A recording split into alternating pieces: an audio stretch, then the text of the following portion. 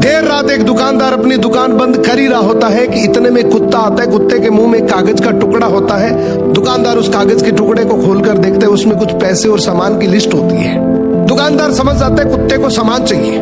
वो सारा सामान एक थैली में पैक करके कुत्ते के आगे रख देता है। कुत्ता थैली को मुंह में दबाता है और वहां से चल देता है। ये देखकर दुकानदार बड़ा अचंभित होता है, इतना समझदार कुत्ता किसका हो सकता है, देखा जाए। दुकानदार भी कुत्ते के पीछे पीछे चल देता है। आगे जाकर देखता है तो दुकानदार और हैरान हो जाता है जब वो देखते हैं कि कुत्ता एक बस स्टैंड पर खड़ा है। बस आती है, कुत्ता बस में चढ़ जाता है। दुकानदार भी उसके पीछे पीछे चढ़ जाता है। अब वो देखता है कि कुत्ता कंडक्टर को इशारा करता है, अपने गले की पट्टी दिखाता है।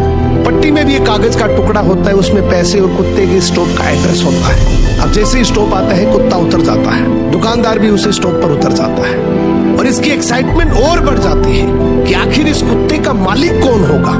इतना समझदार, इतना वेल ट्रेन्ड कुत्ता आखिर किसका है। अब कुत्ता आगे चल रहा है, दुकानदार भी उसके पीछे पीछे चल रहा है। थोड़ी दूर जाने पर कुत्ता एक घर के आगे जाकर रुकता है तो दुकानदार समझ जाता है कि यही इसका घर है। खूब देर तक कुत्ता दरवाजे की बेल बजाता है।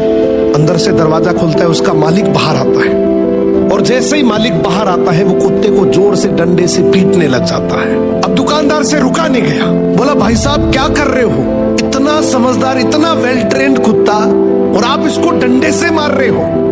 तो वो मालिक बड़े गुस्से में बोला, काहे का समझदार, बाहर गया था तो चाबी नहीं लेकर जा सकता था, घंटी बजा बजा कर मेरी नींद खराब कर दी। इस कहानी का मोरल यह है कि दुनिया की अपेक्षाओं पे खरा उतरने की कोशिश कभी मत करना, क्योंकि दुनिया को आपकी अपेक्षाओं का कोई अंत नहीं है। तुम अगर अपनी नजरों में सही और किसी और की नजरों में बुरे हो तो बोल दो उन्हें कि अपनी नजरों का इलाज करवाओ।